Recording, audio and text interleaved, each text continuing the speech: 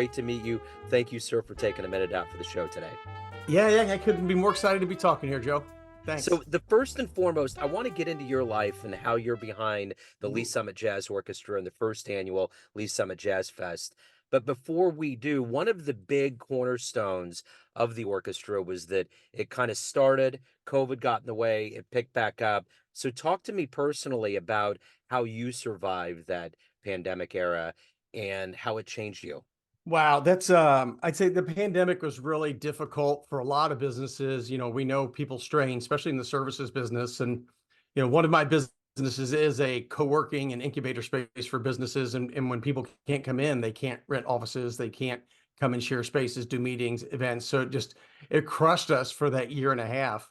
With the jazz orchestra, we were kind of using Bridge Space as our platform to entertain, because we have a stage and we have a great event space here. It's very intimate.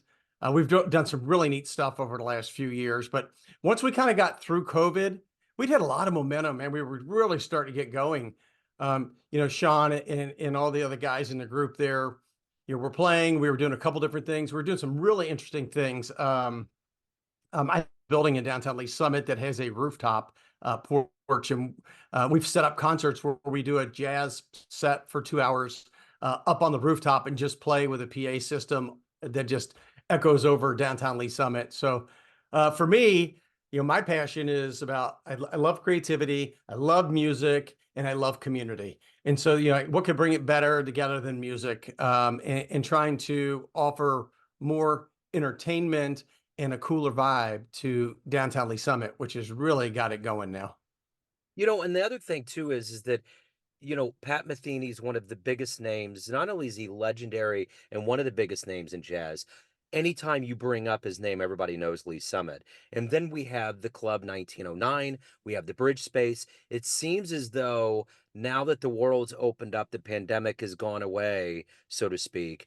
All of this jazz is getting infused into a very vibrant community like Lee Summit. Yeah, we have a really strong arts program through both the support of the city and some other foundations. I think it's interesting you talked about Pat Metheny, and I'm not originally from Lee Summit. I've lived here for about 18 years, but I was listening to Pat Metheny long before I came to Lee Summit.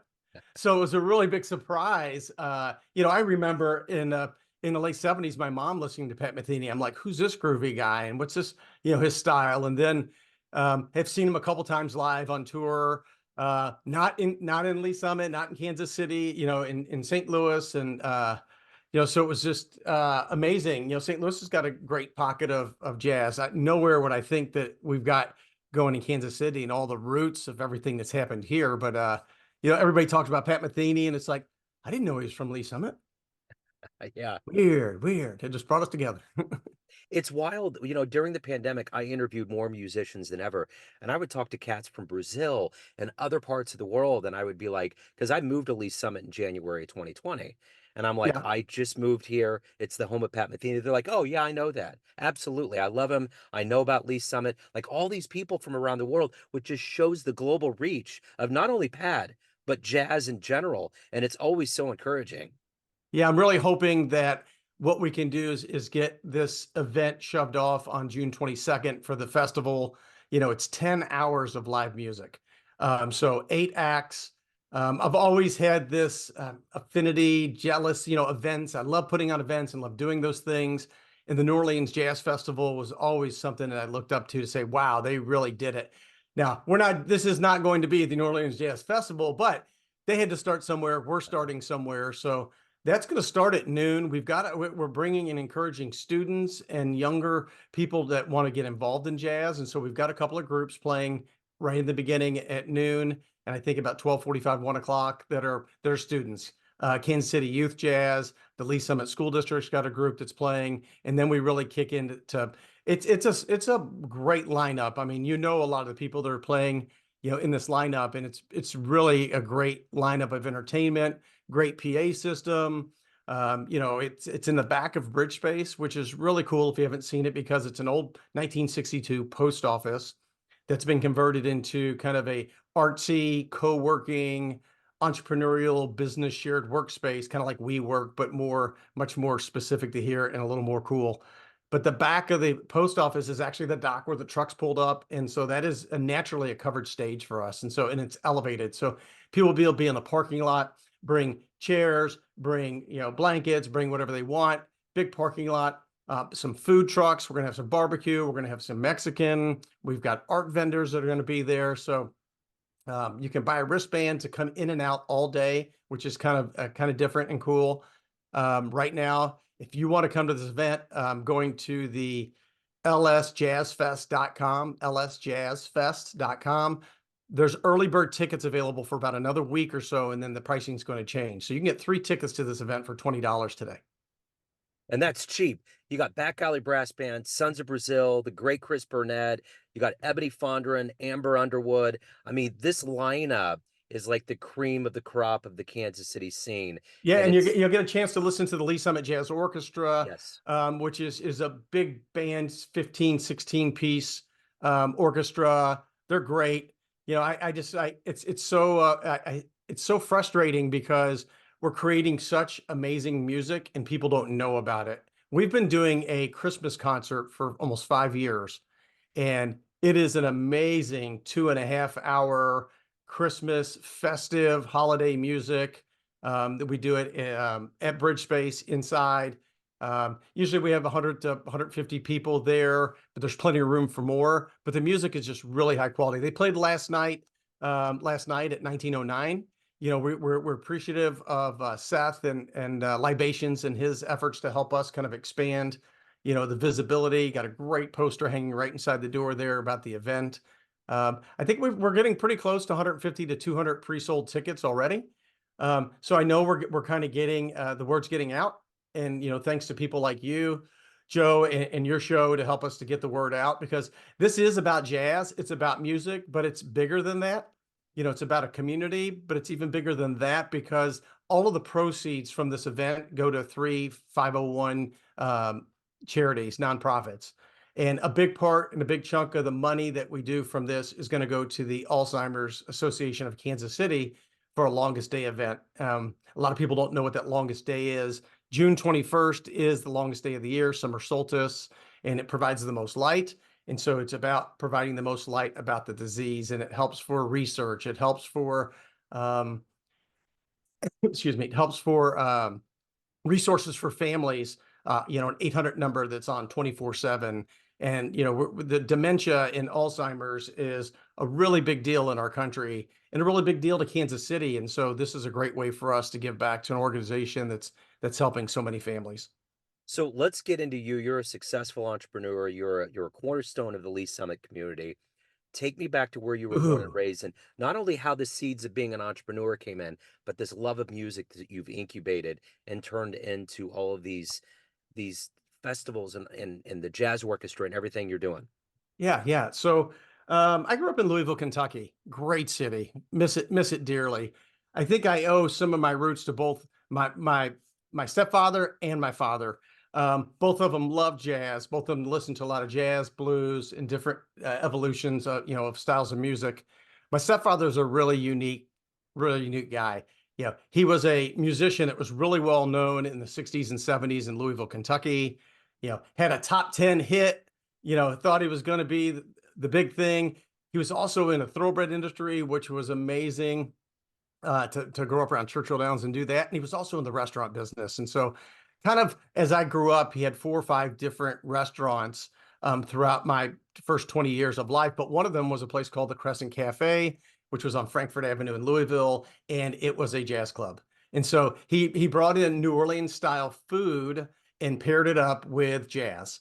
And so I just had a love of jazz from the beginning. I mean, it's all the classics from, Miles Davis, Coltrane to, Charlie Parker, Felice Monk, but then also got into people newer, Christian McBride, some Ahmad Jamal, and all these people I got to go see live in different places, not at this particular club, but just got into it and just started finding small places to go hear jazz and listen to it. Grover Washington Jr., a little bit on the pop side, but what an amazing, saxophone player, and got to see him in a really intimate setting sitting about 6 aisles back in a small venue in Westport, which is a suburb of St. Louis. So it's been great to just love jazz, and it's so neat. I really like house music, and you're gonna be like, "Where's this going?"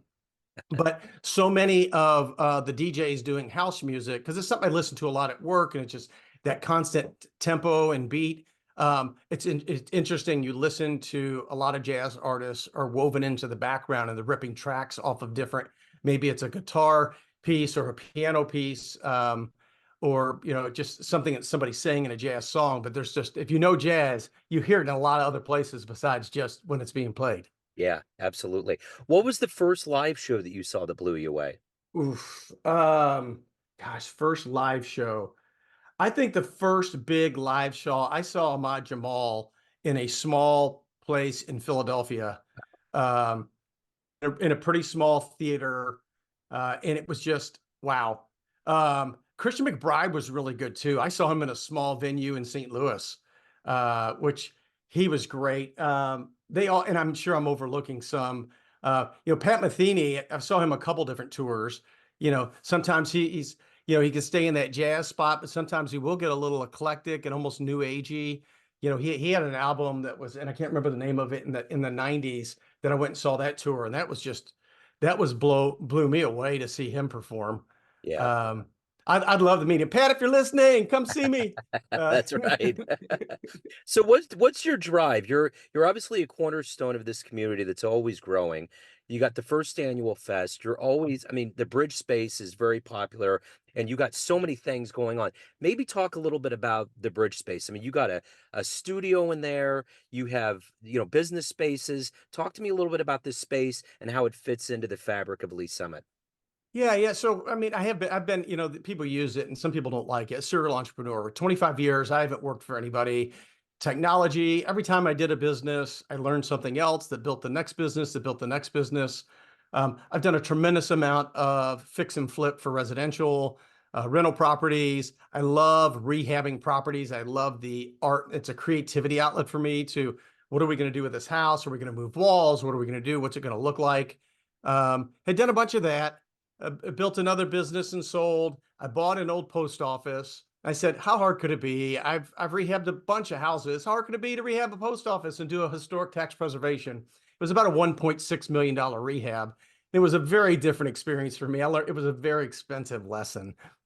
Every rehab's always over budget a little bit, right? But Yeah. this is over budget, 15%. And when you're doing that big of a rehab, that's a big over budget. But the foundational piece about Bridge Space was about building something for the community. And it was about building something we didn't have. And that was the ability to have a space that small businesses, startups, entrepreneurs could come to, that had resources they need and meet them at their level. And what that means is like, hey, we've got like 40 private offices.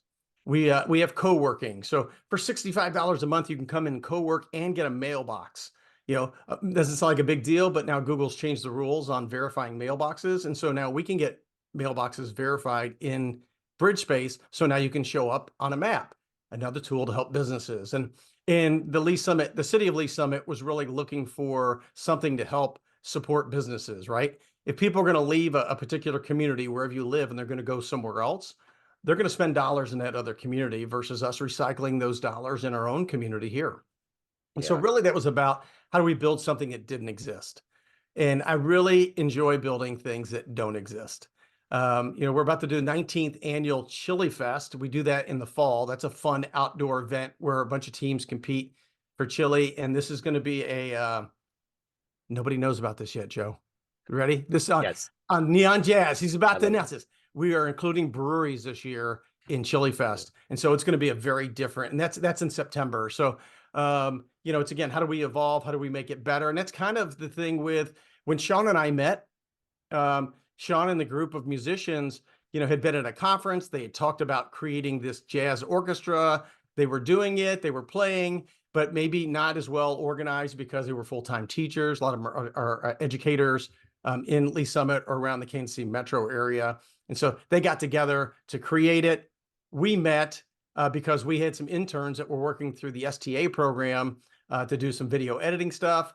And I learned about it. It's like, well, hey, why don't we play here? And so they played it. They played a set and they played a gig here at Bridge Space.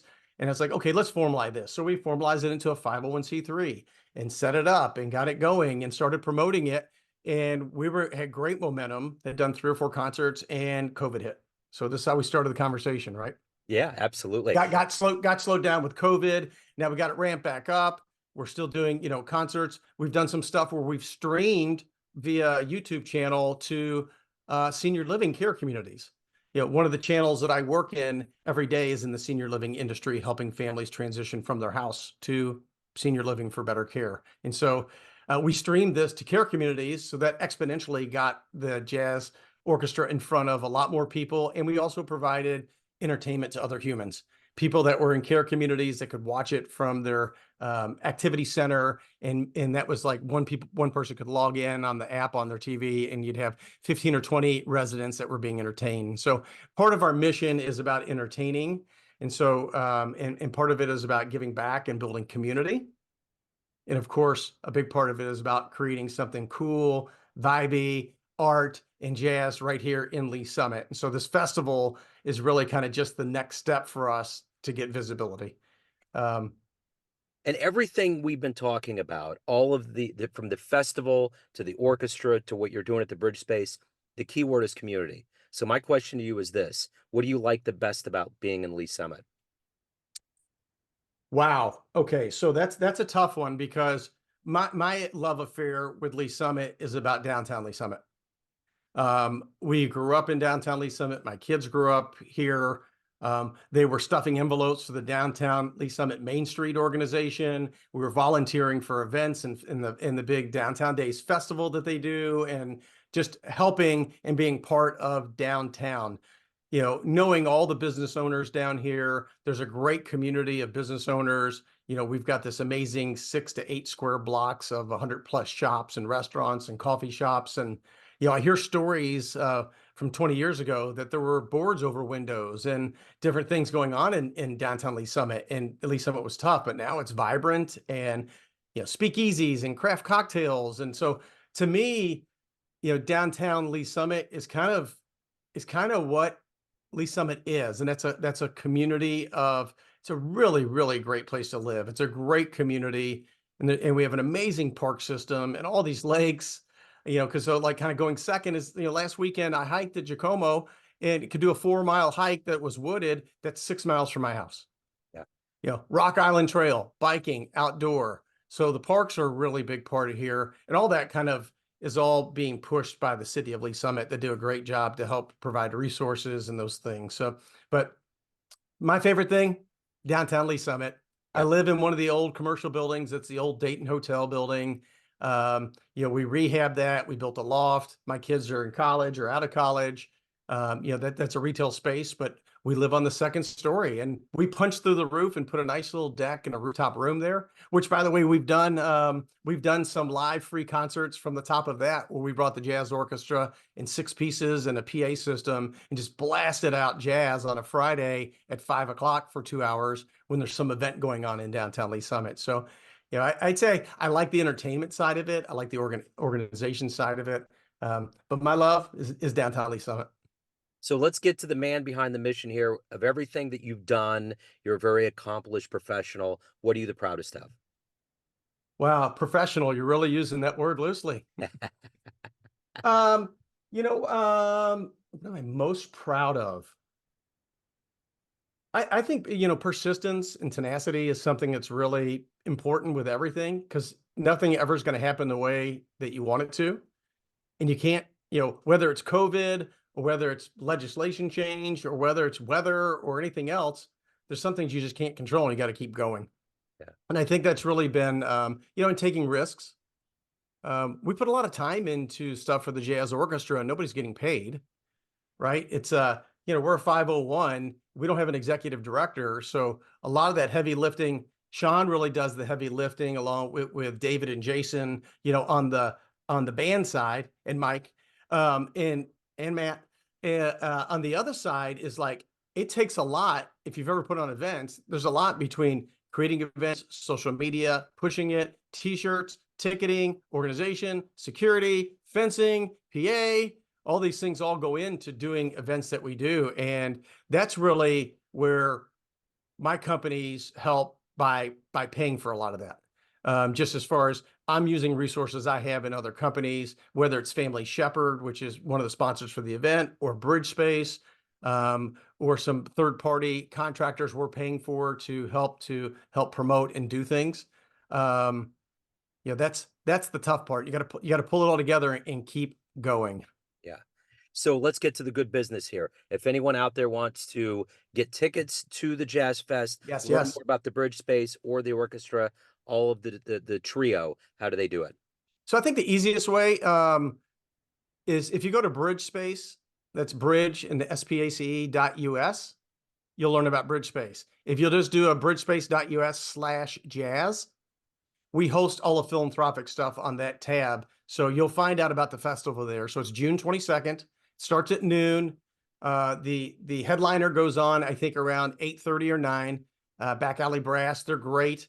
The Lee Summit Jazz Orchestra is going to play right before them. So we'll have a big 16-piece. So a lot of upbeat, fun, great music, festival. It's our first time. Please come out and support it, because this goes well. We'll continue to grow it and push it. Oh, big shout out. Thank you to Myers Music. Myers Music is the presenting sponsor. So without the support of a couple of art grants and companies like Myers Music and Family Shepherd, we would not be able to have events like this. So it's all about those sponsors. There is still some sponsorship stuff available. The one big a wristband sponsorship is still there, which means your company is on every wristband for people that come into the event. So your wrist, it could be on thousands of people's hands and your brand walking around for 10 plus hours. This is a grassroots effort. I don't even think the musicians really know. A lot of the musicians have never been out to BridgeSpace yet. So, when people come into BridgeSpace, they're like, oh, look at this ugly 1962 building on the outside. The only thing cool it's got going is on the south side. In the 60s, they used amazing metal enamel, and it's like an aqua, and it was hidden behind some stucco that we tore off and exposed it. So on that side of the building is this beautiful, not far from the color of your shirt, maybe a little bit brighter, like over your left shoulder there, but metal that they used on the south side of the building. Inside, it's filled with 15 to 20 different murals.